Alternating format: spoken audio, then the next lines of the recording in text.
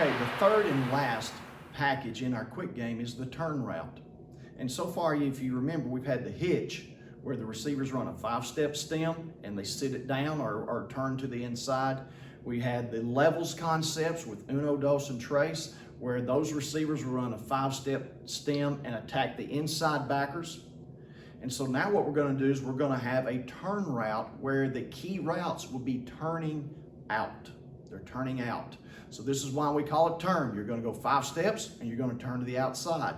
So that gives the defense 3 different looks they've got to deal with. All right, so let's look at what we have here. We're going to start by teaching it in a 3-by-1 look. So we're in early rip. Early rip. Here's our S. Here's the TED. Here's the Z. Over here's our X.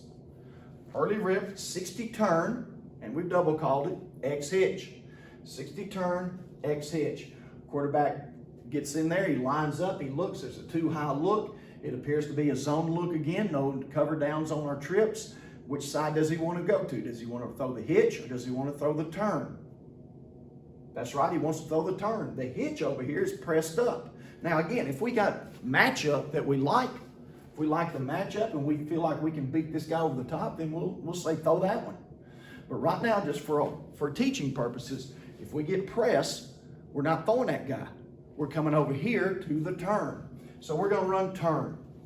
Turn again is a 5-step stem, 5-step stem, and we're going to turn to the outside. If you look at this defense again, here are the 2 voids. Here are the 2 voids. And so far what we've done, we've attacked the voids by bringing people in. We've attacked the voids by streaking someone off, bringing the second guy across. And so now what we're going to do is we're going to push vertical for 5 steps, and we are going to turn to the outside. Turn to the outside. Turn to the outside. The Z has got his MOR. Take it up the field. Okay? So what we find is now this Sam backer's got 2 routes on either side of him, and how's he going to deal with this? More times than not, he usually gains a little width. The S receiver, or the number 3 receiver on the turn route, has no need in blowing outside. He just turns and has to be under control and sit down. The only one that can get to him is the mic. But because your back is turned to the mic and the ball is going to be delivered right here, for the mic to get there, he has got to run through you, which now means it's pass interference.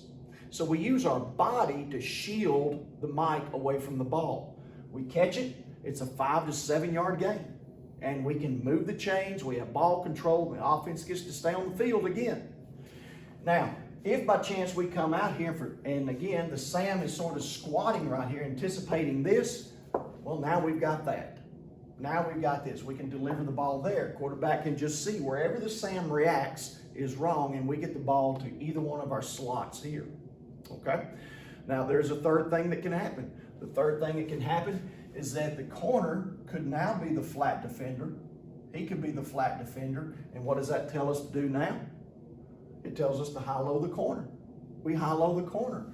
And so, again, just like we do in the go route, just like we do in all of our routes where we have a corner who becomes a flat defender, we can high-low him with a vertical and a hole shot or a speed out.